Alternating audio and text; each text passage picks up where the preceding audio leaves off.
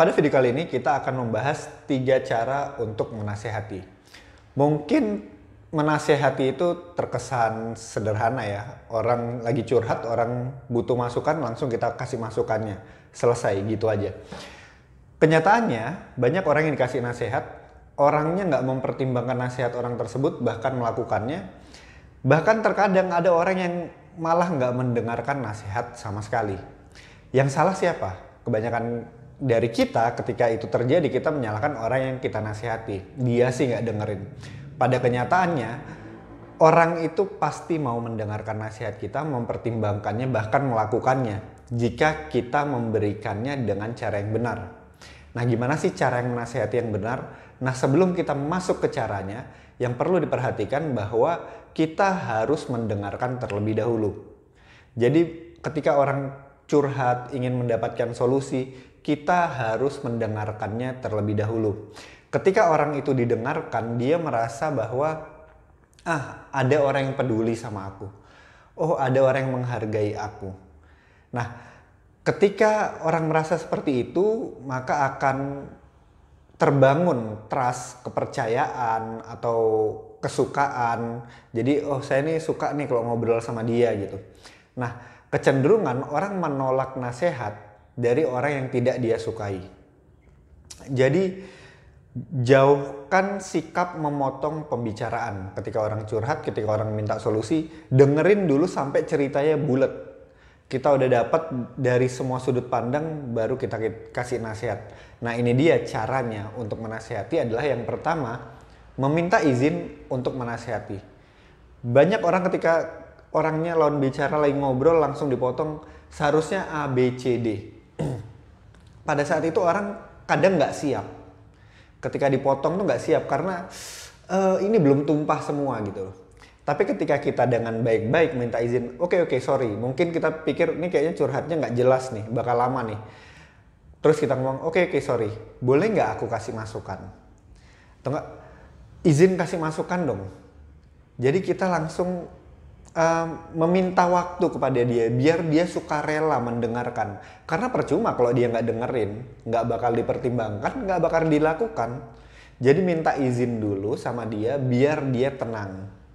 Minta izin, oke, sorry aku potong sebentar, aku kasih nasihat ya, boleh ya? Nah, habis itu kita kasih nasihat. Itu yang pertama. Yang kedua adalah walk the talk.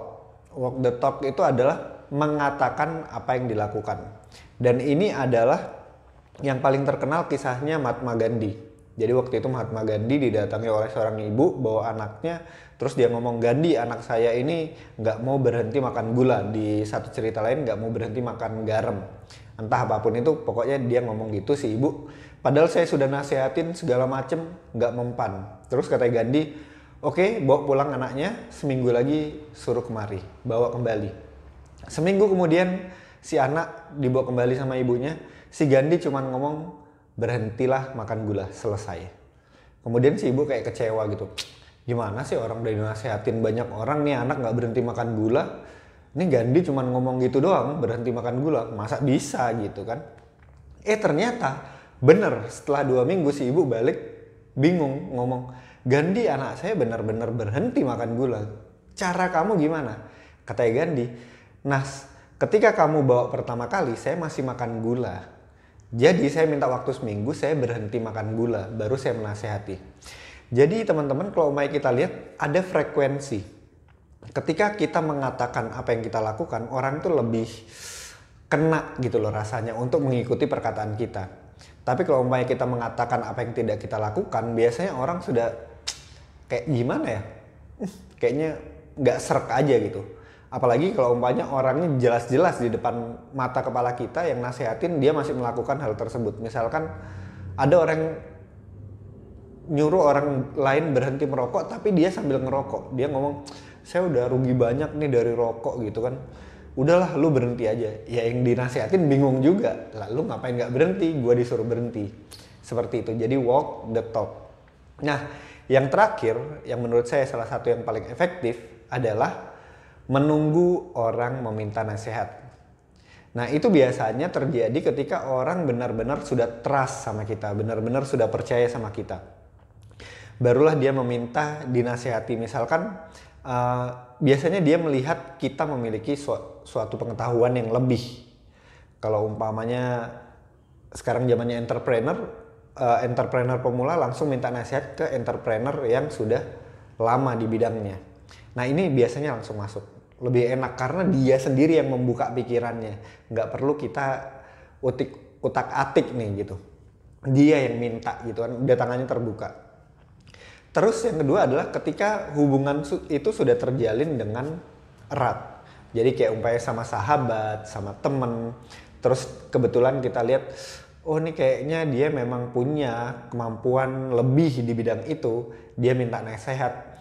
Nah itu biasanya lebih mudah untuk diberikan. Tapi tetap intinya adalah mendengarkan terlebih dahulu. Karena percuma aja kalau kita kasih nasihat, tapi kita nggak dengerin.